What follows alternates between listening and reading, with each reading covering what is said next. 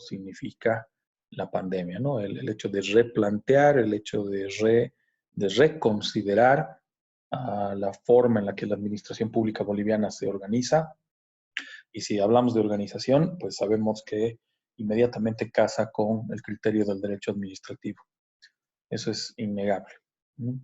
Que eso además me va a servir como pauta, como pie, para que veamos algunos aspectos teóricos de lo que involucra el derecho administrativo. De hoy tengo todavía previsto llevar a cabo una pequeña práctica, va a ser muy, muy esclarecedora para este punto, en lo que concierne precisamente al objeto del derecho administrativo, que es la administración como tal.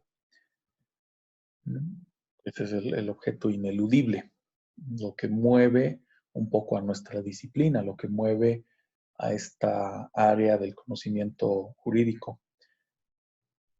¿Por qué nos concentramos en la función administrativa, en el derecho administrativo? Porque es el área que pretendemos regular.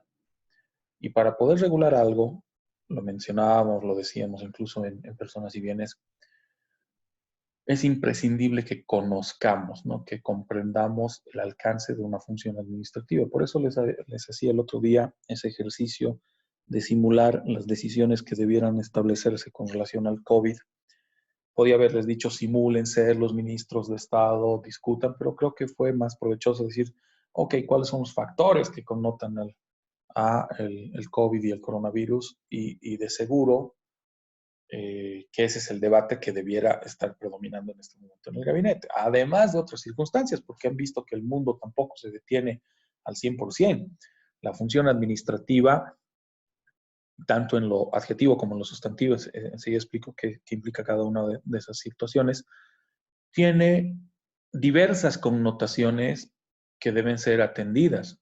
En lo sustantivo, por ejemplo, cuando ya tratamos de entender algunas particularidades de lo que sucede en el ámbito administrativo, al referirnos a lo sustantivo, estamos haciendo alusión a un parámetro de conceptos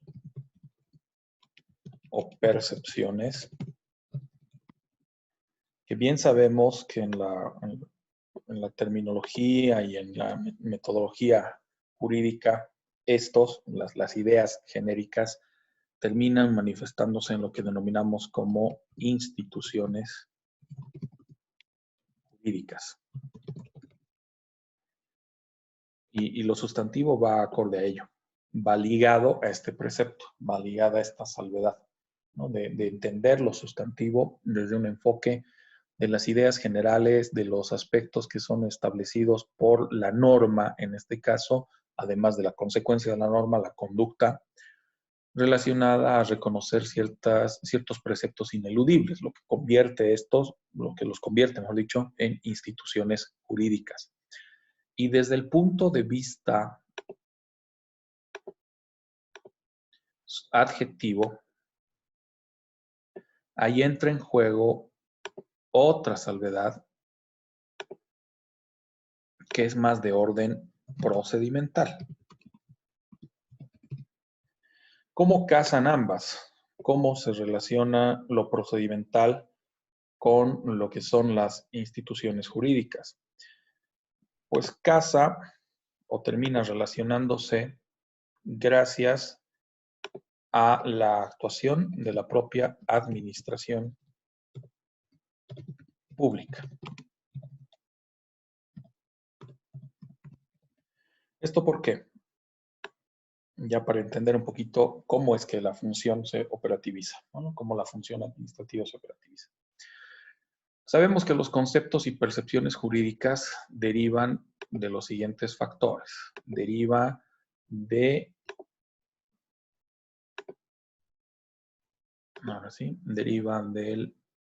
voy a poner el color negro, deriva del conocimiento que pueda tener la ciencia. Aquí hablamos de la ciencia como tal, la ciencia jurídica obviamente, además de la administrativa. También deriva de la normativa.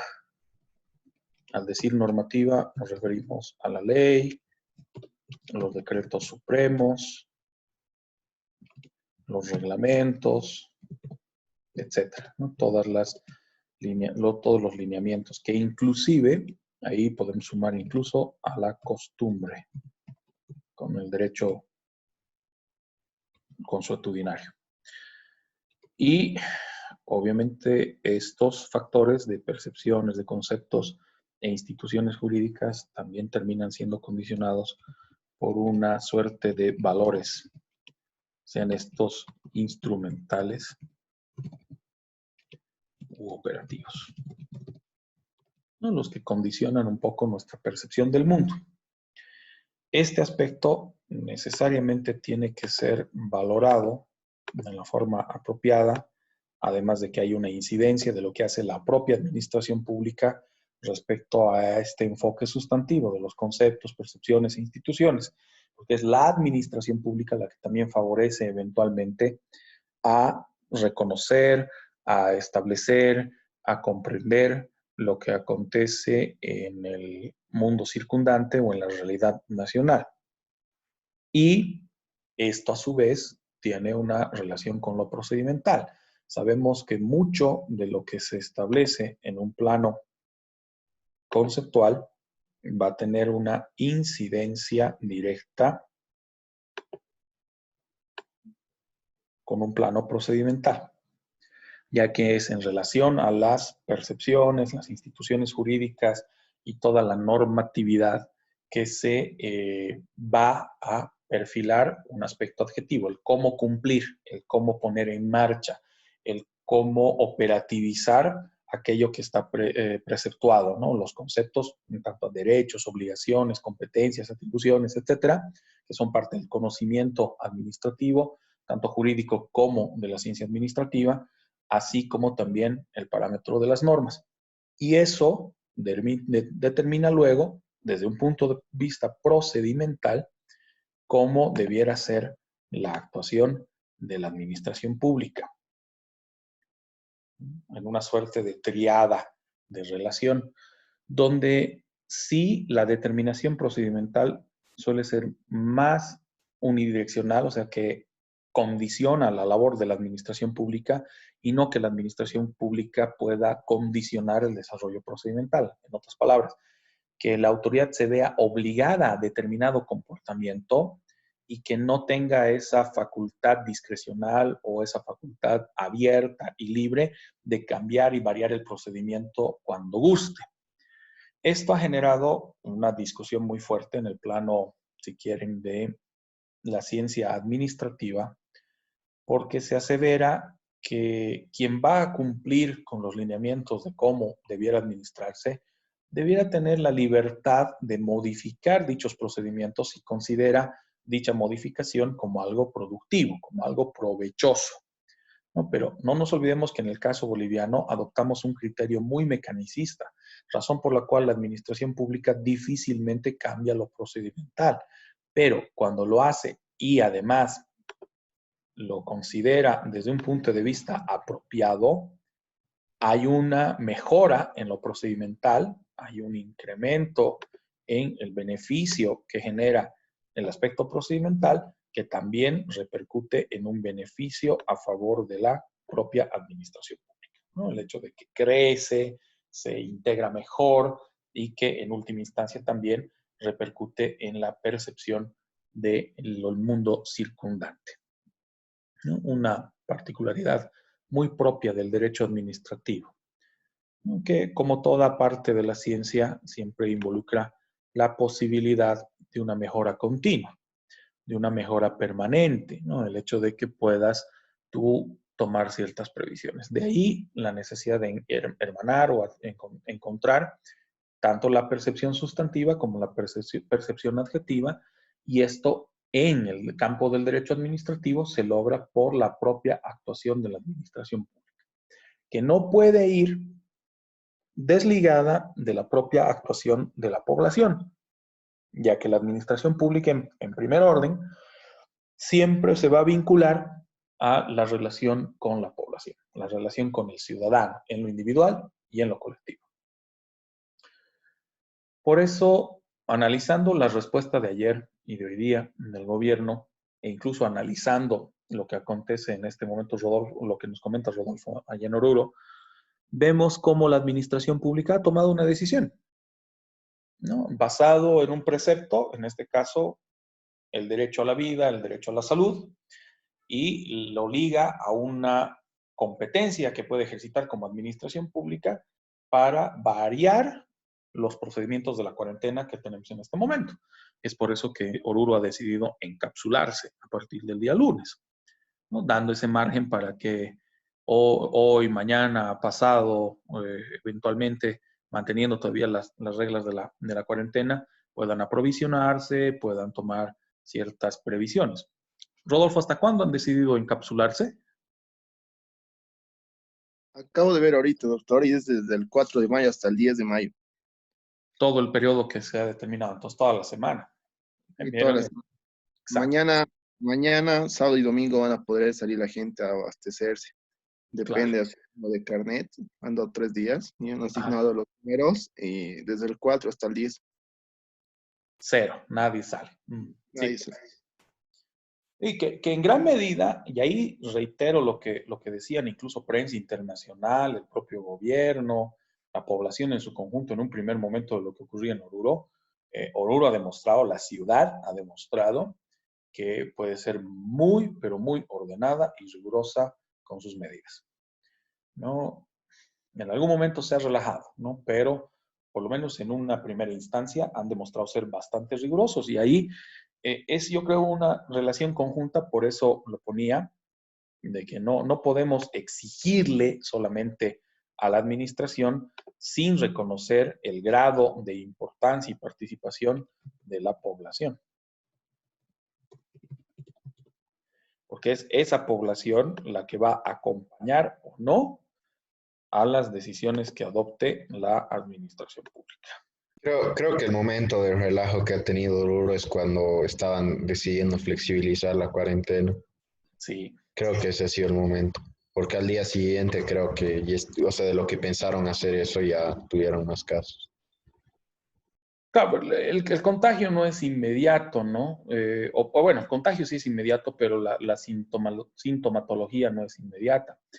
Pero es evidente que en el momento que ya comenzaron a considerar la flexibilización, que fue por el hecho de que no incrementaban la cantidad de casos, era el departamento que había tenido mejor desempeño, tenías ya incluso personas, la paciente cero rehabilitada o sana, ya, bueno, no diré sana, pero sí en su casa, etcétera, ha hecho que se relaje un poquito la población. En la parte procedimental, la administración pública como que se relajó también un poco, y hoy vuelve, si quieren, a incrementar. Por eso digo la incidencia, ¿no?, de los cambios procedimentales, es la actuación de la administración cambia, favorece a la administración y también favorece a el precepto de las instituciones jurídicas sobre las cuales gira las atribuciones y competencias de la administración. Yo opino, doctor, que ha sido culpa del control, como ustedes de la administración, pero el control porque creo que les ha durado por eso un tiempo más controlar así al 100 y después no, porque ya no ves ahora en las calles efectivos militares. Sí, Raros son los que ves en los militares, ahora policías también ves pocos y los policías están paseando así, sus propios autos se pasean o motos y se Sí, aprovecha Doc, también. eso es verdad, en Sucre está pasando lo mismo. Ya no, o Y, sea, la verdad es que hoy que he salido no me han pedido mi carnet, solo una vez. Antes me pedía unas 5 veces en 5 puntos diferentes. claro. Yo tengo un amigo que logró hacer Photoshop a su carnet y tiene un carnet para cada día, digamos, en su y, teléfono. Oh, y oh. así, doctor, porque también ahora las movilidades, también no sé cómo están haciendo para sacar permisos. Ves más autos, ves varios autos en la ciudad con permisos, no era como al principio. Claro, se ha relajado el control y eso es una incidencia de lo que comentaba, ¿no? Desde el punto de vista administrativo, ¿no? Y romper un poco con un criterio sustantivo y a la vez procedimental que debiera condicionar la labor o el ejercicio. Y ahí la cosa es clara. Esto es una circunstancia de imposición del derecho administrativo a cualquier otro criterio. reitero la posición que tenía el otro día, ¿no? Con relación a lo que es poder de policía, y el poder de policía es un concepto propio e ineludible del derecho administrativo. Doc, dos cosas. Uno, le sigo sin entender eso, el poder de la policía, a pesar de haber visto el video. Dos, ¿qué opina de la ley de alquileres que salió? Uy, bueno, todavía no ha salido, ¿no? En realidad Bueno, claro, pues ya la aprobaron en la diputados, ¿no? propuesta. Uh-huh.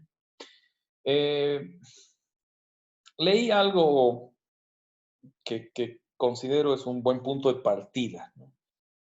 El comentario primero, porque no he tenido acceso al proyecto aprobado, aunque lo he pedido, tengo amigos en la asamblea que a ver si me lo mandan, pero por lo menos una de las que se sabe, 6 versiones que están circulando, porque no es una sola, habrá que ver cuál de esas versiones es la que ha aprobado diputados. La verdad está llena de vacíos, está llena de imprecisiones, está llena de circunstancias que hasta pueden ser contraproducentes al supuesto objetivo de la ley, ¿no? Tanto en lo sustantivo como en lo adjetivo. Entonces, mientras no vea, no he podido leer las otras 5 versiones, que ya, incluso como les digo, hay varios amigos de la asamblea que me lo han confirmado, que no es una, hay como 5 o 6 versiones. Obviamente los amigos con los que he hablado son personal de apoyo, no son diputados, pero estoy tratando de llegar a una amiga diputada para ver si me manda la propuesta. Ellos mismos están siendo bien herméticos porque es un escenario muy particular ese, y la verdad la gente se termina enterando quién mandó, quién no mandó y demás. Entonces, por eso que son muy herméticos, no solo en este, sino en muchos temas. Habrá que valorar, ¿no? Pero por lo menos lo que he leído hasta ahora no me gusta, no me agrada. Afecta todo nuestro criterio de propiedad privada, hay muchos vacíos, hay muchas aristas abiertas, no tiene un límite apropiado, no tiene un alcance determinado, ¿no? Entonces ahí no me gusta. Ahora, respecto a tu otra pregunta o tu otra consideración de que no alcanzas a entender el concepto de poder de policía, aprovecho ahora precisamente para poderlo manifestar, ¿bien? Porque justo lo que tenemos diagramado no me va a servir. A ver, sabemos que hay una incidencia importante de esto, ¿no? De los conceptos y percepciones jurídicas, ¿no? De las instituciones jurídicas que rigen la vida en sociedad. Esta es nuestra parte sustantiva dura, si quieren, ¿no? La parte dogmática, si quieren, del derecho, que está reflejada en la Constitución Política del Estado. Llámese derechos y obligaciones, en resumen. Sabemos que esos derechos y obligaciones son parte de un concepto más grande, de un concepto que también es el que determina en gran medida la vida en sociedad, o debiera determinar la vida en sociedad. Lo voy a poner enseguida. Y lo voy a poner aquí en medio, el concepto de Estado de Derecho. Sabemos muy bien que el Estado de Derecho es una circunstancia, incluso vamos a ampliarlo en cuanto a su formato, vamos a poner más grande. El Estado de Derecho viene a ser una circunstancia ineludible, ¿no? Es lo que debiera predominar dentro del Estado. Pero, a ver, el Estado de Derecho inicialmente, o por lo menos en un punto de partida, se fundamenta en esta percepción, se fundamenta, si quieren, en esto, en los conceptos, percepciones e instituciones jurídicas. Nuestro conocimiento en base a la ciencia, la normativa, partiendo de la norma fundamental, la Constitución, y ya luego por primacía de normas el resto, las disposiciones legales, además de valores, principios, etc. Es un primer tamiz de control con relación a la administración pública, con relación a lo que hace o deja de hacer la administración pública, ¿no ven? En el otro extremo, voy a quitar un instante esta flecha. En el otro extremo tenemos a lo procedimental. Tenemos aquello que es accesorio, si quieren, a lo sustantivo. Pero excepcionalmente lo procedimental, que ya viene ligado a lo que es la actuación por parte de la administración pública, se ve enmarcada en el criterio, y vamos a reducir el tamaño de letra, se ve marcada en el criterio del poder de policía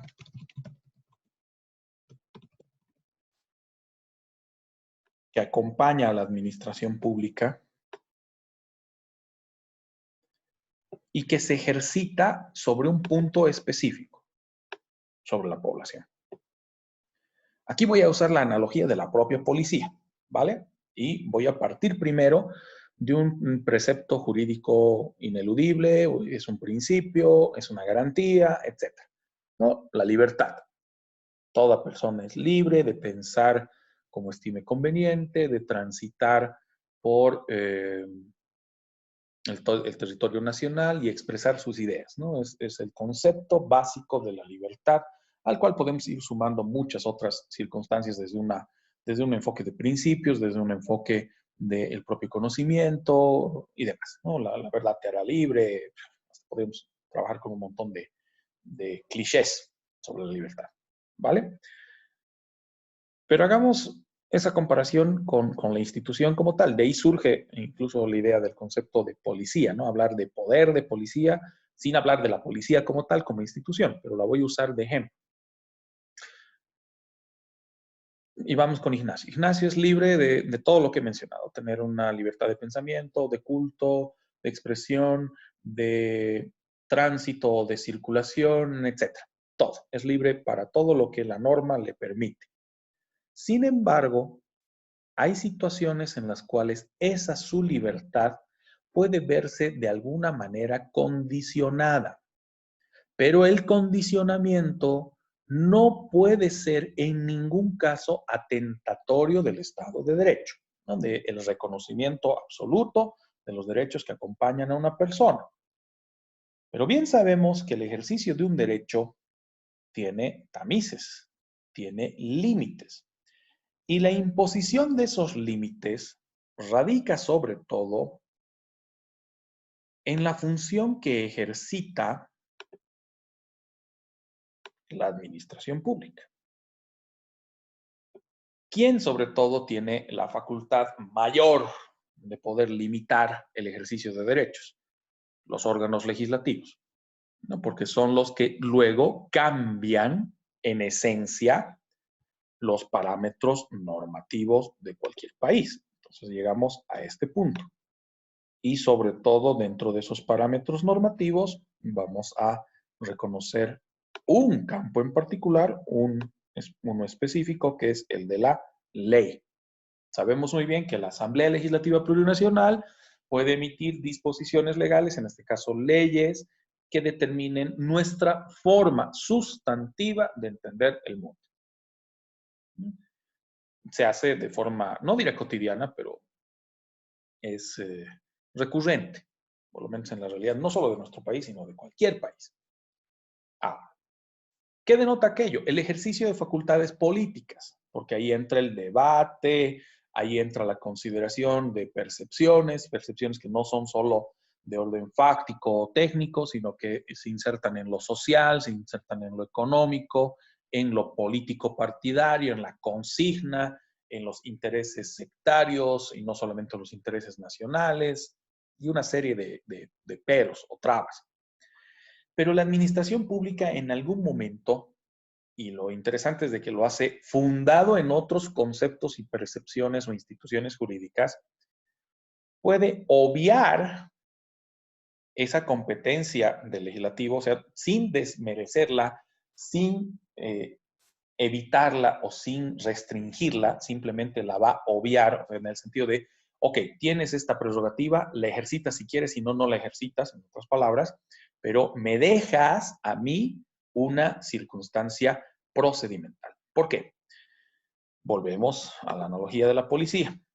Procedimentalmente sabemos que cuando un policía, estamos hablando de un policía a pie, ve que una persona está cometiendo un acto irregular, un acto indebido, un acto que no debió haber cometido, sabemos que de manera preventiva ejercita ese poder de policía sobre la población, sea un individuo, varios, y los somete luego, a través de los mecanismos correspondientes, a una percepción de Estado de Derecho, ¿no? Donde deberá demostrar, esto por el principio de debido proceso, por diferentes factores que podemos tomar en cuenta, deberá demostrar esa persona si tenía el legítimo derecho o no de comportarse de una forma determinada o hacer algo de manera determinada, ¿no?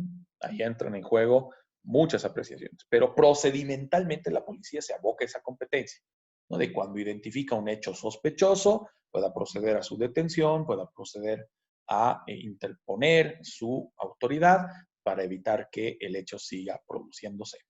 Ahora, la policía, como tal, que goza de esa competencia, nos sirve como referencia para lo que hace la administración pública, en la que procedimentalmente, pero ya en una lógica técnica, sin necesidad de la ley, sin negar además la posibilidad de que la ley lo haga, o los órganos llamados a emitir la norma jurídica o la ley, me refiero al órgano legislativo, que la administración pública recurra a su instrumento normativo por antonomasia, que es este, el de los decretos supremos y los reglamentos, pueda definir un comportamiento procedimental que sin vulnerar el Estado de Derecho llegue a imponer, y ahí es donde se produce la parte interesante, llegue a imponer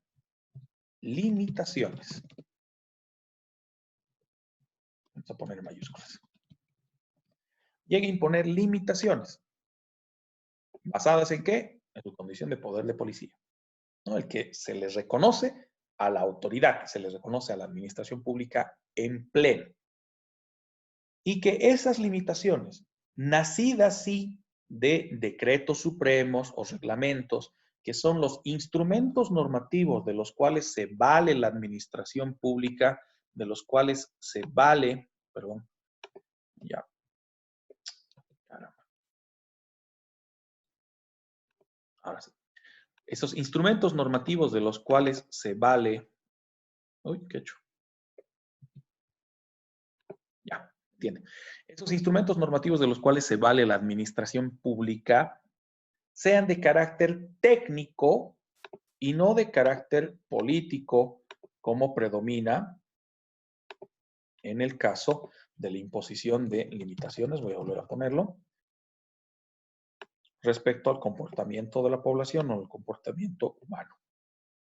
Estas limitaciones reconocemos además que involucran en todo caso, vamos a aumentarle un poquito, ahora sí, que estas limitaciones involucran la afectación de ciertos derechos contenidos en los preceptos constitucionales, los preceptos normativos e inclusive los preceptos derivados de decretos y resoluciones. Pero que dicha limitación basada en el poder de policía sea eminentemente temporal. Y aquí vuelvo a utilizar la analogía del policía que detiene a un sujeto sospechoso. La detención no puede ser definitiva. La detención no va a ser ad perpetuum, sino que la detención va a estar sujeta a un periodo máximo determinado o determinable, además de la sujeción a los otros lineamientos que hacen al concepto de Estado de Derecho. Y ahí es donde se les reconoce a la administración esta cualidad del ejercicio de un poder de policía para poder imponer una serie de limitaciones. No sé si alcancé a terminar de aclararte el concepto, Ignacio, y también para todos, porque es algo que en este momento cobra mucha, pero mucha vigencia e importancia.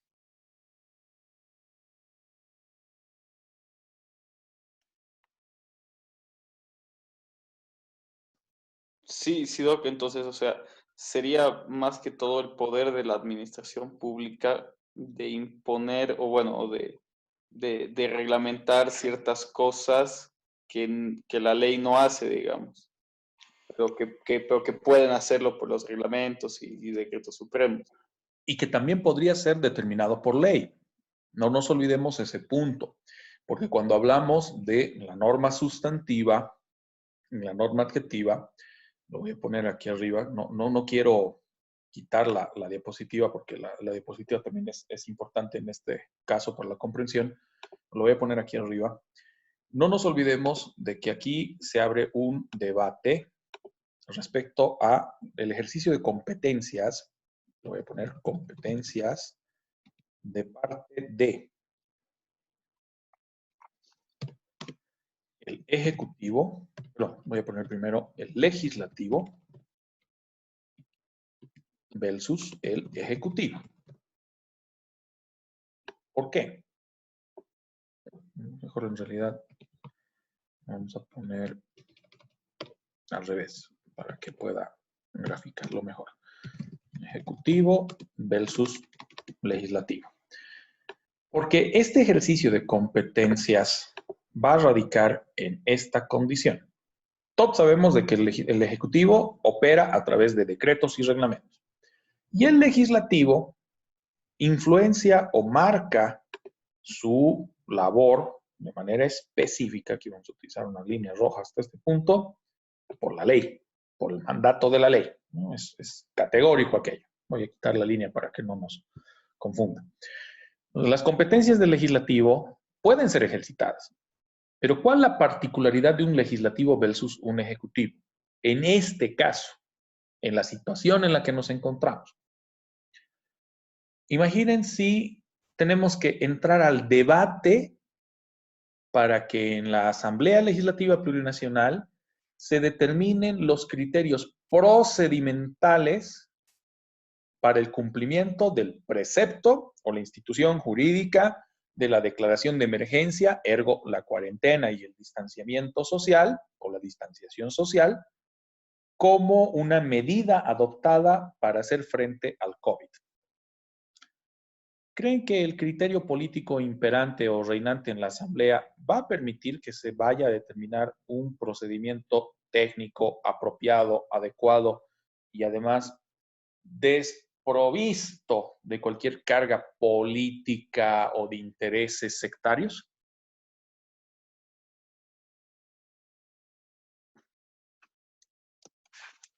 No va a estar bien influenciado.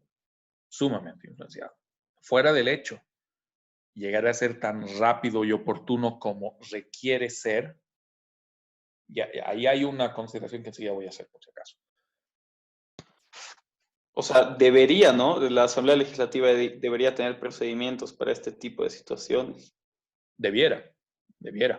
Pero bien sabemos que a lo largo y ancho de nuestra administración pública, y esto se los puedo asegurar como exfuncionario público, se los puedo asegurar como perito administrativo en el tema de contrataciones, como docente de derecho administrativo y también como ciudadano con 40 años de vida en este país, pues que lo que nos muestra la historia, lo que nos muestra los antecedentes es de que nuestra administración pública pero así rara vez, prevé un aspecto de planes de contingencia. Yo creo que ni en el escenario más dantesco, ni en la pesadilla más grande que pudo haber tenido algún integrante de la administración pública boliviana, se preveía esta salvedad, este escenario que estamos viviendo, ¿no? De una pandemia. Y eso que no hemos llegado al punto más álgido, todavía, ¿no? Porque si se cumplen las predicciones del exministro de Salud, de Aníbal Cruz, resta todavía una parte bien dura por delante.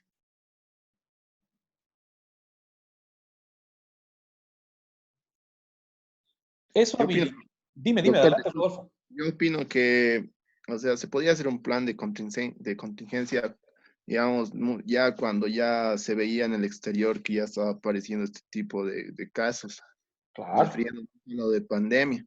Y ahí debería ya tomar cartas sobre el asunto, digamos, la administración pública para que así tengamos un plan de contingencia bueno Claro. en esta situación, pero han dejado pasar, yo pienso, han debido decir, Bolivia no creo que llegue nunca y ya pero llegado el momento, nos ha llegado. Y sorprendió a todos, Exacto. a moros y cristianos, como diría mi abuela. Hasta yo personalmente, cuando veía así las noticias del exterior, así China, otros países, decía, no, creo que llegue a Bolivia, o como el ébola, esas cosas que yo había también en el exterior, no ha llegado a Bolivia, yo dije, no creo que llegue.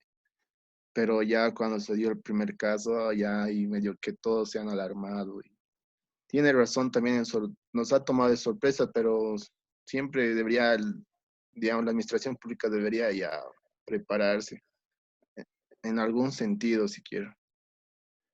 La declaración de pandemia data del 11 de marzo del 2020.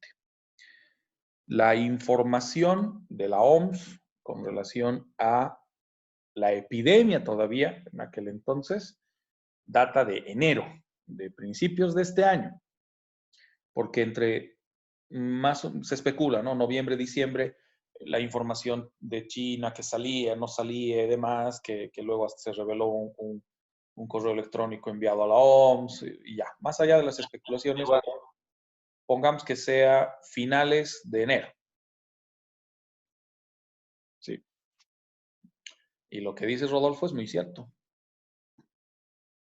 Teniendo el lapso de tiempo de, no es mucho, pero teniendo el lapso de tiempo de un mes para hacer una serie de proyecciones, ni siquiera exponenciales, simplemente aritméticas, de cómo podría comportarse un escenario positivo, negativo y neutro del crecimiento de la pandemia, que podía habernos llevado a tomar ciertas decisiones, diremos, un poco más razonables, medulares, no se ha hecho, ni por la Asamblea, ni por el Ejecutivo.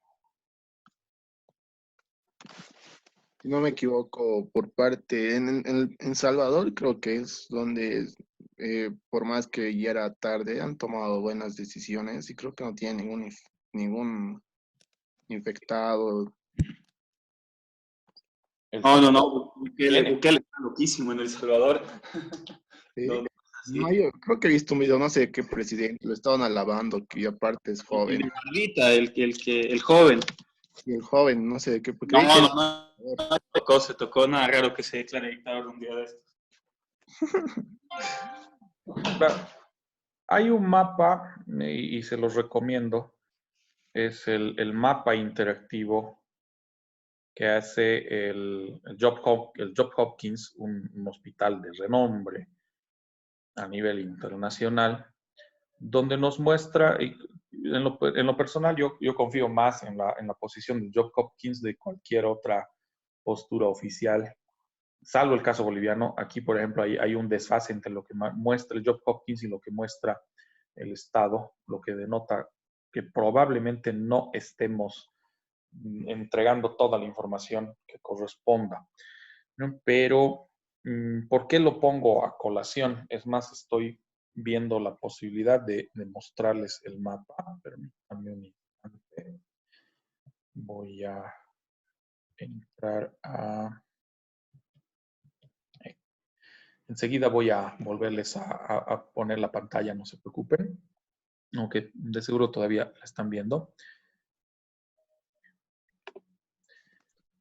Como les decía, hay un mapa interactivo, enseguida voy a abrirlo, donde se presentan los datos a nivel global, los datos de los casos detectados y además comunicados, ¿no? De manera oficial por parte de los gobiernos. Enseguida voy a cargar el mapa para que se los pueda mostrar. Y en base a aquello voy a dejar de compartir un instante la diapositiva para que volvamos o para que les pueda mostrar el mapa interactivo. Ahí está. Voy a volver un instante a la presentación. Vamos a grabar nuestro diagrama para que no lo perdamos. Eco. Y voy a borrarlo un instante. Clear. No drawings. Y vamos a cambiar al mapa interactivo. Ok, este pequeño mapita interactivo nos muestra un poco la circunstancia en la que en este momento se encuentra el mundo, ¿vale?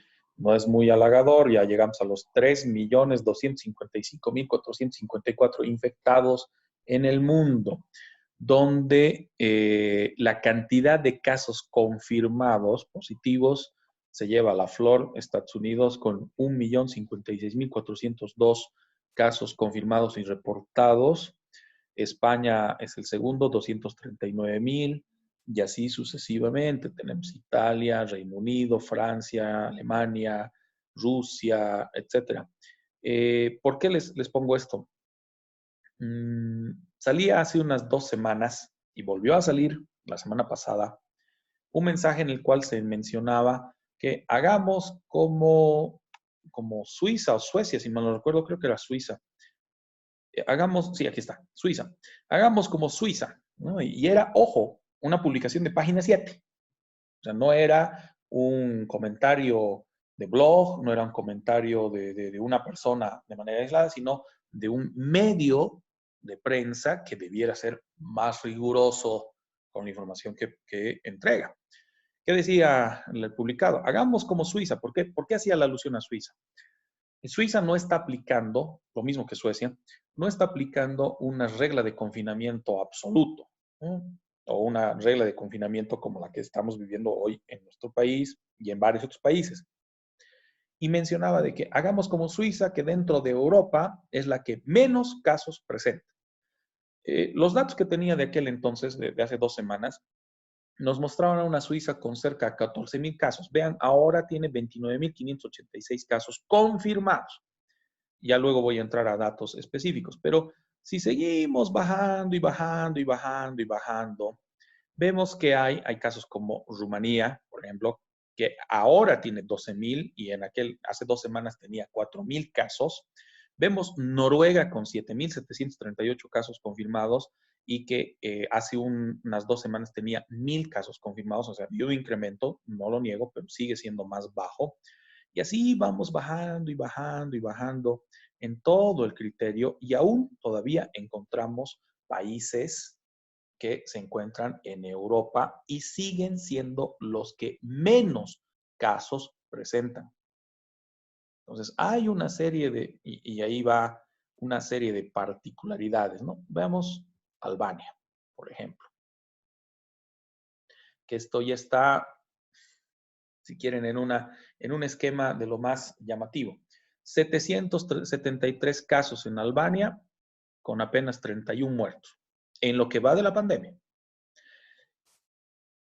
Claro, ya yéndonos a otra región, en este caso del Asia, Kirguistán, que tiene 746 casos con apenas 8 muertos. Vamos bajando y bajando y bajando. En este caso no nos vamos a quedar exclusivo con Europa, vamos a ir al país que menos casos tiene. Comoros es excepcional realmente.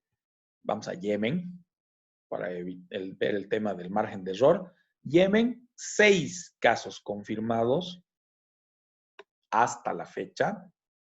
O Ecuador, que tenía 2 o 3. 2. Exacto. 2 datos. Ecuador estaba mucho más arriba. Vean el caso de Yemen. Habrá que ver qué está haciendo Yemen. O qué está haciendo Mauritania, qué está haciendo Papúa Nueva Guinea, o qué están haciendo aquí cerquita, entre comillas, perdón, no, aquí está, de Surinam. Surinam tiene 10 casos. Es el más bajo de Latinoamérica en este momento. Pero nadie habla de estos países, ¿no? Entonces, ahí yo creo que, y confío mucho en el trabajo del Johns Hopkins, porque el Johns Hopkins no gana nada de falsear datos. No gana absolutamente nada.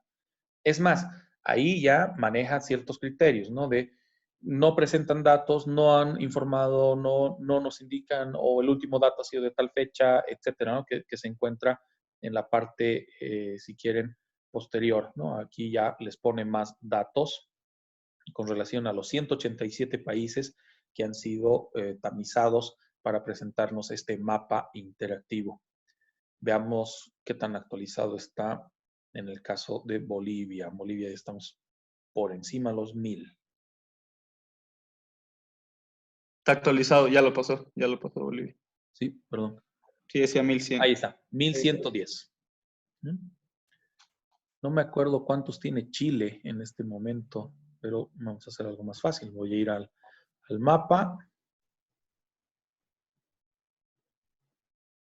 Actualmente Chile tiene 16.023 casos confirmados con 227 circunstancias en las cuales han fallecido ya los... Pero su mortalidad es menor que la en Bolivia, ¿no? Mucho menor. Mucho, mucho menor. Lo que también puede deberse a los diferentes factores. Ha salido una publicación de Forbes y también de otras fuentes serias que trazaba un poquito la relación de los países en los cuales hay conducción de mujeres al frente de la administración y denotaban, por ejemplo, la circunstancia alemana. Vamos a ir a Alemania. Alemania tiene 162.000 casos, con 6.563 muertes. Claro, hay que tomar en cuenta con la relación de densidad poblacional y otros factores. Por eso, si se va a hablar de cifras, si se va a manejar números, si se va a mostrar números, sabemos que hay una... Lo lindo de las estadísticas, lo lindo de los números es de que te permiten decir muchas verdades como también ocultar muchas mentiras.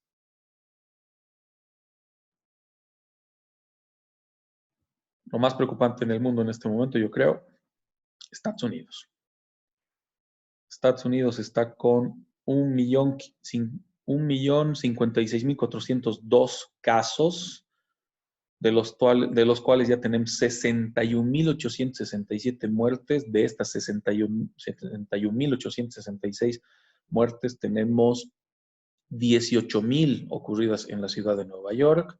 Se han hecho 6.065.000 pruebas en Estados Unidos para verificar los resultados. De estos 18.000 sujetos que han fallecido en Estados Unidos, se ha logrado hacer pruebas a 872.481, dentro de las cuales están los 18.000, y vemos también las incidencias, ¿no? Vean cómo cuando se tienen los datos, saben que soy el docente de Derecho Informático también, y si hay un ámbito que me encanta en el ámbito de la informática, es la investigación basada en datos, ¿no? Data driven. Porque tomar decisiones sin datos, sin información, olvídense, es dispararse en el pie. Y ahí es donde debería estar concentrada la administración pública en este momento. En ver esos datos, el entender cómo evolucionan, cómo se muestran estos datos. Veamos, Estados Unidos es el que más información está proporcionando, los puntos neurálgicos si quieren. España no tiene datos, no los ha proporcionado. Italia no ha proporcionado todos los datos, no tenemos información clara, precisa de cuántas pruebas días se están haciendo. Reino Unido pone un poquito más de desagregación de datos. Francia, igual, no tiene datos. Alemania, que se la menciona como una suerte de referente, no pone datos. Turquía, peor. Vaya a ver qué sesgo también habrá con toda la información que se proporciona, ¿no? Difícil momento que está atravesando el mundo. Para que vean, este mapa tiene por objetivo también mostrarnos que no somos los únicos que estamos atravesando estas dificultades. Y en el caso de Ecuador, la verdad se pone re duro. 24.934 confirmados, perdón, más de 900 muertos. Y dentro de lo que es Ecuador, de forma explícita, lamentablemente no tiene el dato, pero vamos a ir a acá para ver si lo desagrega. 24.934 en el Ecuador. Aquí está. Lamentablemente no tiene el desagregado, solamente tiene el detalle global. En el desagregado hubiera habido interés en ver cuántos de estos 900 muertos se quedan en Guayaquil, ¿no? Y cuántos en Quito, a diferencia de Sierra y otras ciudades en el Ecuador. Doctor, ¿usted qué opina sobre lo que se está difundiendo de que China, o sea, ha creado este virus justamente para afectar la economía de los demás países y sus ciudades más principales de China no han sido afectadas por este virus como ser Beijing y Shanghái, creo que es?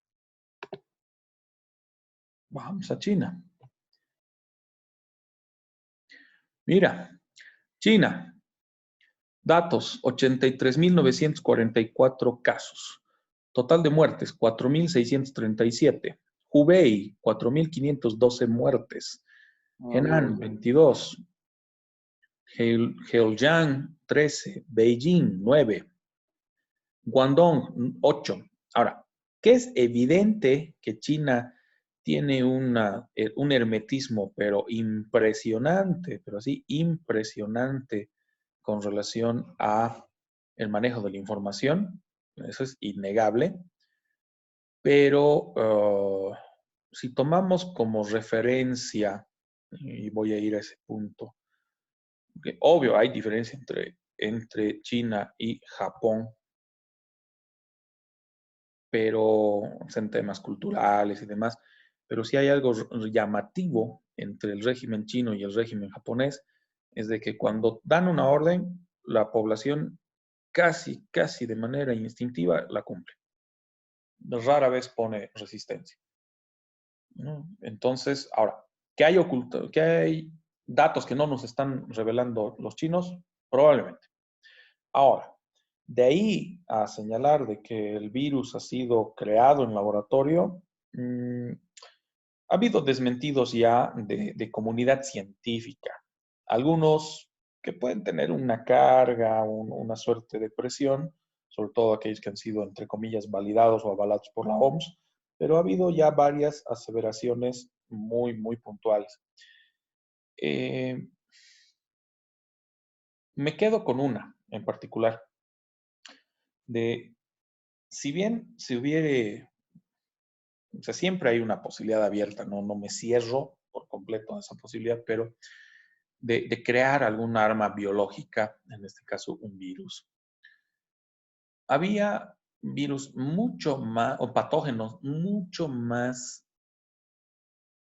agresivos, por así decirlo, y mejor trabajados que podrían haberse tomado en cuenta, ¿no? Porque hay ciertas particularidades a notar. Si bien es cierto que se trata de un virus RNA, no es un virus DNA, ahí ya hay una diferencia, por eso también la salvedad del empleo de retrovirales y otros no ha sido tan efectiva, porque los retrovirales están pensados, la mayor parte de ellos, para virus DNA, para virus de desoxiácido desoxirribonucleico.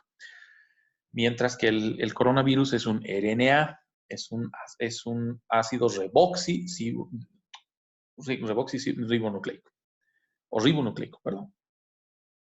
Entonces, había otras facetas más productivas, por así decirlo, en el caso de querer generar un virus que tenga afectación para una pandemia global. Entre comillas, y ahí voy a algunas apreciaciones para dejar abierta esa circunstancia. No niego, China es el campeón del hermetismo. Hay muchos datos de China que no conocemos, que no sabemos y que en nuestra vida no vamos a llegar a conocer. Pero también hay factores que hay que apreciar. Si se dan cuenta, cuando ya no se pudo contener y tocó cerrar, en este caso Hubei en particular, que es la que ha llevado la peor parte, fue encapsulada totalmente así. Ahí no había cuarentena, había encapsulamiento total. Te encerraron por completo. No había mercado, no había venta. Lo único que continuaba, entre comillas, funcionando es hospitales. Y además se ha hecho un hospital de campaña en 10 días. Que eso es factible, se puede hacer un hospital de campaña, porque ha sido básicamente es un hospital de campaña. No es para atención de cirugías ni ninguna otra naturaleza, sino atención específica del coronavirus. Por lo tanto, si tomas esa medida, y ahí tomemos como referencia a Oruro. Oruro, cuando se encapsuló por completo, cuando estaba siendo riguroso con el control, como mencionaba Rodolfo hace un instante, no tenías tanta incidencia de contagios.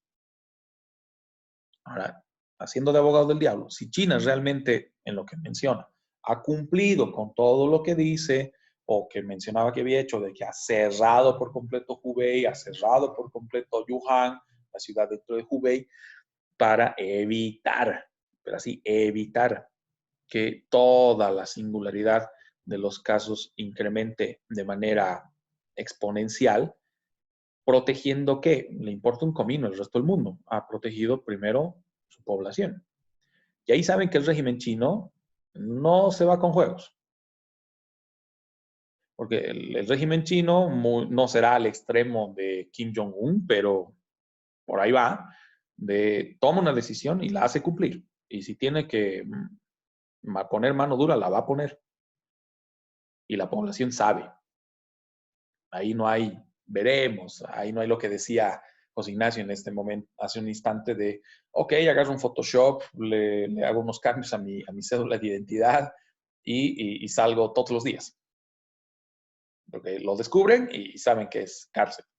Bueno, no lo hago yo. Ahí pues sí se No, entiende. claro, lo sé, del amigo que comentaste, sé que no eres tú, no te preocupes.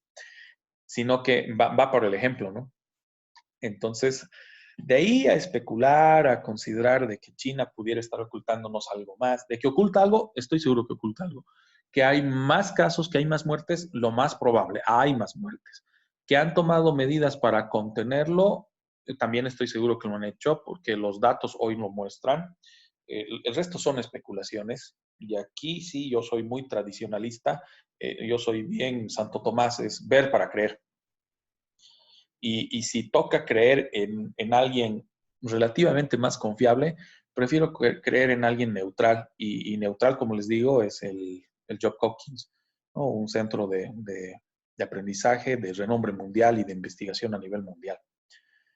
Y obvio, China le puede estar engañando al Johns Hopkins, claro que sí. China le puede estar engañando al mundo, claro que sí.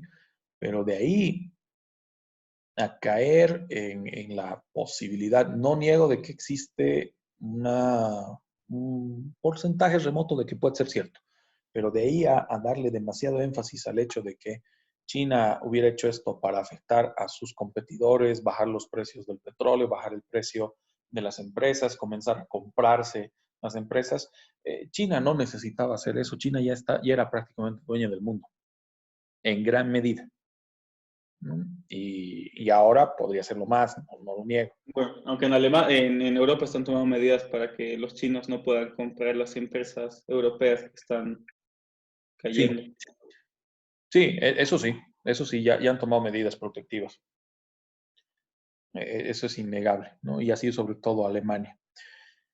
¿Por qué? Por la experiencia gringa. La experiencia gringa post Guerra Fría ha sido un relajo, porque básicamente el sudeste asiático era dueño del 60% de las empresas gringas en tema de acciones y derechos.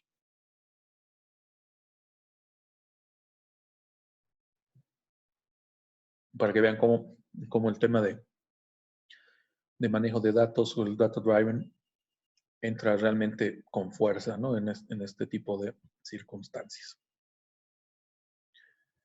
Vale, chicos, a ver, vamos a retomar brevemente este punto. Ya para cerrarlo, hay un detallito más que quiero trabajar con ustedes hoy. Hoy he dejado que se distiendan un poco más, que sé que la presión de clases de aquí, de esto, del otro, no siempre es productiva, ¿no?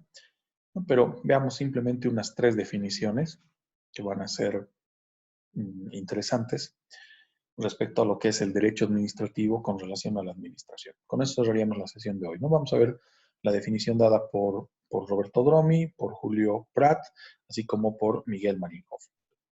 Con relación a Dromi, que es una de las definiciones que más me gusta en lo personal,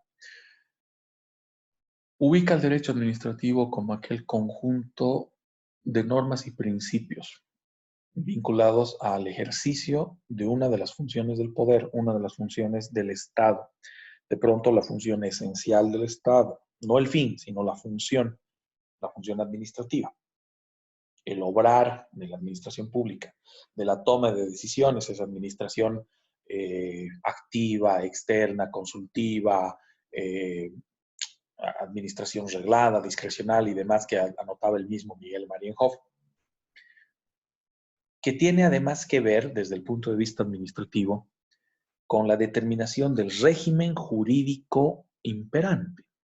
Eso significa la normativa. Volvemos a nuestro diagrama de hace un instante, que igual se los voy a subir. Hoy voy a subir todos los diagramas que hemos trabajado, aparte de los videos. Los videos ya prácticamente están casi todos. Me falta subir 2 más, el de ayer y el de hoy día. Y subirles también los diagramas que hemos ido capturando o las capturas de pantalla para poderlas poner como una suerte de refuerzo de lo que hemos visto desde el miércoles pasado. ¿Qué dice Roberto Dromi? En relación a ese régimen jurídico, lo emula a una suerte de circuito, el circuito jurídico del obrar administrativo. Aquí voy a aprovechar un instante una pantalla en blanco para explicar a qué se refiere Roberto Dromi y hacerlo rápidamente. Vamos a utilizar esto. Dentro de esto vamos a ubicar esto otro. Ya. Obviamente hay factores dentro de la función administrativa condensados, muy explícitos, donde se tienen ciertas determinaciones. Hay sectores más abiertos, una suerte de punto intermedio con relación a el resto del mundo, si quieren, por hacer una alusión rápida.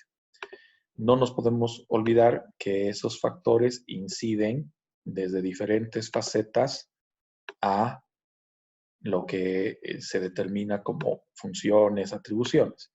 Cuando Roberto Dromi habla de ese régimen jurídico, este contempla obviamente todo el criterio, un punto mucho más amplio que simplemente la administración pública o la labor de la administración, compromete todo. Pero ya cuando nos situamos en la administración como tal, en este punto como tal, sabemos que ante los diferentes estímulos que se encuentran alrededor de la administración pública, estímulos a los que desde el enfoque de sistemas, Dromi es un convencido del enfoque de sistemas, lo llamamos insumos.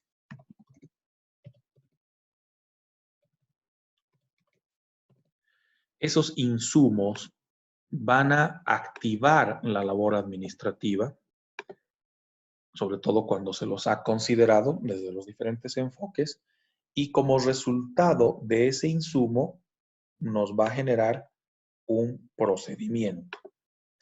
Todo procedimiento tiene un punto de inicio, que es donde se conecta precisamente la administración con el insumo, tiene una serie de etapas o fases que se va a desarrollar, las que se pueden ver afectadas, pueden ser muy organizadas, pueden ser muy determinadas, como acontece precisamente con la percepción de lo que son los circuitos, y tendrá también un derrotero final que permite llegar a algún tipo de resultado. O sea, todo lo que significa el acontecer de la administración pública, mientras más reglada esté, mientras más organizada esté, por eso hablamos de circuito, permitirá convertir un insumo a través del proceso que se lleva a cabo al interior de la administración pública y que esto nos permita, en última instancia,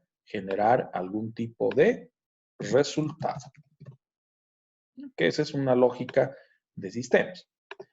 ¿Qué sucede si este resultado no es el esperado? O sea, no sigues toda esta secuencia lineal muy determinada, muy específica, en base a los diferentes insumos que recibes del contexto, ¿no? De alrededor de la administración pública. Si el resultado no es el esperado, ya compromete la valoración de el proceso como tal o la valoración del insumo. Si el insumo fue correcto o incorrecto. A esto Dromi llama el proceso de feedback o el proceso de retroalimentación, siguiendo los lineamientos de Bertalan and Fay sobre el concepto de enfoque sistémico, que los recomiendo bastante. Es un concepto muy, pero muy interesante. ¿Qué puede ocurrir? Que estemos ante una entidad pública o una administración pública que es sinuosa en su procedimiento, que no cumple siempre las etapas o fases descritas y que en algún momento hasta se rompe, se trunca y que no llega a generar el resultado correspondiente. O, por el contrario, que hablemos de un proceso apropiado, un proceso que sí se lleve de manera correcta, pero aún así no alcancemos un resultado positivo porque el problema se ubicaba o la falla se ubicaba en el tema de los insumos.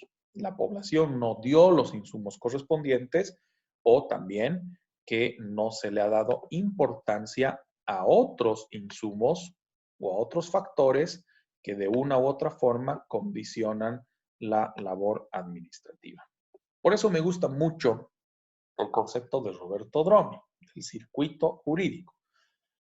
Con la apreciación o la crítica, que no se deja esperar, por parte de otros autores, y crítica personal también, compartiendo la de los otros autores, que esto del circuito jurídico, sobre todo, reconoce la fuerte incidencia de un enfoque mecanicista o mecánico de la administración. ¿Bajo qué sentido? De que lo que lleva a cabo el Estado tiene que ser tan riguroso y cumplir con el criterio de ese circuito para alcanzar el resultado obtenido. Aquí en la clase presencial comúnmente lo que hago es recurrir a este ejemplo. Me voy a la puerta de entrada de nuestras aulas, que comúnmente al lado de la puerta tenemos el interruptor de luz. Si yo apago el interruptor de luz, la luz que tenemos en el ambiente se apaga.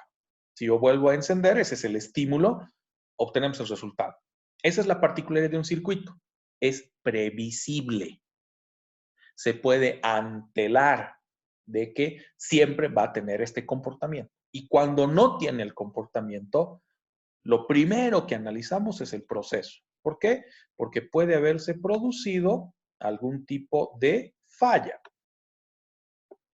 que se rompe el procedimiento, que altera el desarrollo del procedimiento.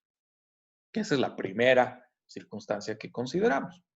O bien, el proceso es el adecuado, pero lo que ha fallado es el insumo, no el estímulo. Es por eso que me gusta mucho la analogía que hace Roberto Dromi con relación a el circuito jurídico. Aquí para que quede claro, lo voy a poner a este lado. Circuito jurídico de la administración. ¿No? El postulado de Roberto Dromi, para que también les pase este pequeño diagrama de ejemplo. Vamos a borrarlo y vamos a volver a la presentación para las últimas dos definiciones. Julio Prat incrementa lo dicho por Dromi al señalar que el derecho administrativo como una rama autónoma, independiente, aunque no desligada del todo de la relación con las otras disciplinas, que componen el derecho público, ergo la regulación del Estado, se concentra sobre todo en la regulación de la actividad administrativa, en lo concerniente a qué? Su organización y el desarrollo de sus labores y funciones.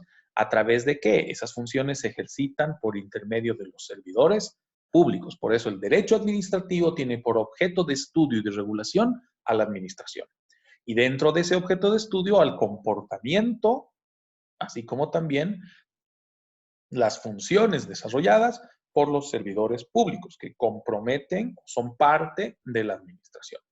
Y cerramos con la definición dada por Miguel Marienhoff, que nos manifiesta también que esa regulación operada en el derecho administrativo se sujeta a normas y principios de un derecho público interno que tiene además por objeto ineludible la organización y el funcionamiento de lo que denominamos administración pública, tanto en su faceta de aparato gubernamental o gubernativo o aparato de gestión, ¿no? Lo que mencionábamos el día de ayer.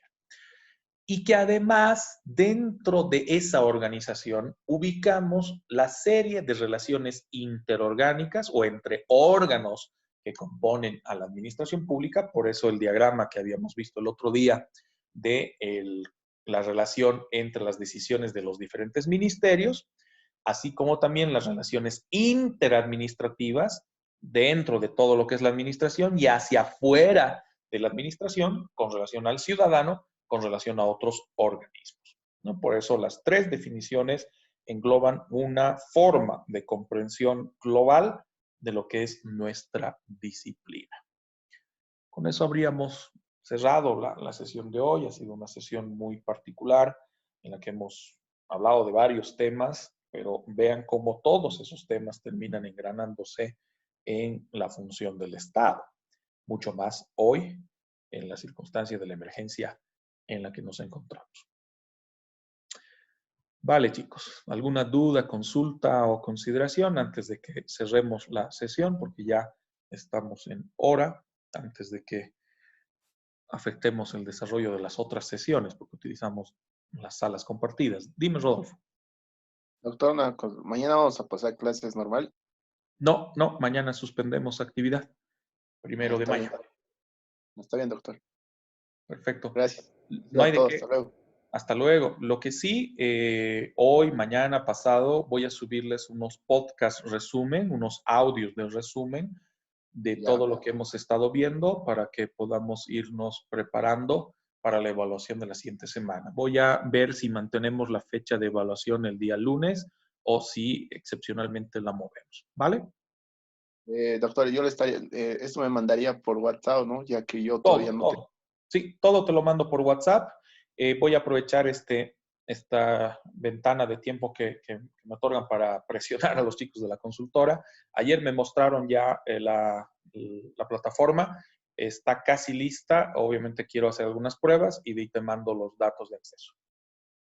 Ya, doctor, muchas gracias. No tienes por qué. Hasta luego, doctor. Hasta luego. Chao, Rodolfo. Chao, chicos. Que estén bien. Cuídense mucho. Luego, Hasta luego. Hasta luego, doctor. Hasta luego, Caleb. Chao, Ale.